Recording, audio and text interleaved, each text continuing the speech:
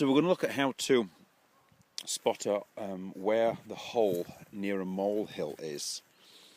What we've got here is a classic molehill I've been careful not to touch, and you'll be able to see it's kind of on a hill like that, okay, and it kind of forms like a volcano, and you can very gently or very carefully see that there's a horseshoe shape here. It all falls down here like this, and the hole is going to be about here in the middle of the crater at the back, so about here, okay, that's where it's going to be. So what you do is mark that with a stick and take all the soil away, put it in a bucket so you can see what you're doing, and then make sure the dog doesn't get too involved. Maslow, leave it.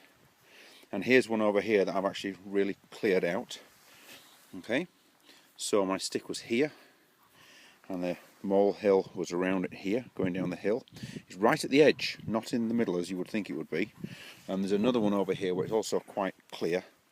You can see there's a hole here, and then there's a crater, and then there's a divot right at the back, and that's where the hole is. So we're going to dig this out. I'm going to put a mole trap in there, and then we're going to leave it for a night. I'm going to see if we can find a mole. Okay, so we've dug down this little hole at like a tiny bit, probably 3 inches, and it's not obvious where it's going. So what I do is I use a chopstick, because if you press it down too much, then you kind of like lose the hole. So you're going to press in there gently and find out where it gives. You know, and there it is. Look, it's that way. It's going straight now. I can push straight through there. That's where it goes. So I'm not going to get in a mess now.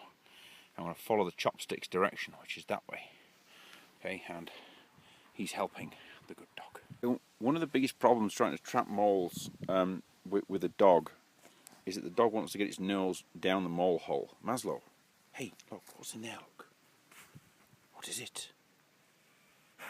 Exactly. I'm going to get the little bastard. Okay, so a few words about the trap. It's a black box trap, and essentially moles don't like light, and if you see light, then they try and block it up.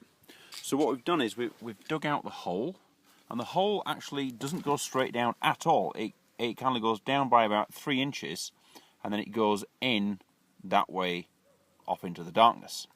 So I've dug it out very carefully, and what I'm going to do is place the trap in here like that, okay, kind of half underneath and half out.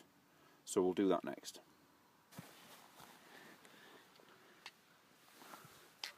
So you squeeze this thing down, flip this over the top.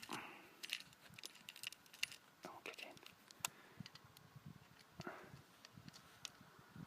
There we go. Get your fingers out from underneath, and then to tune it, just like make sure these two are only just holding each other together, like really just barely touching at all,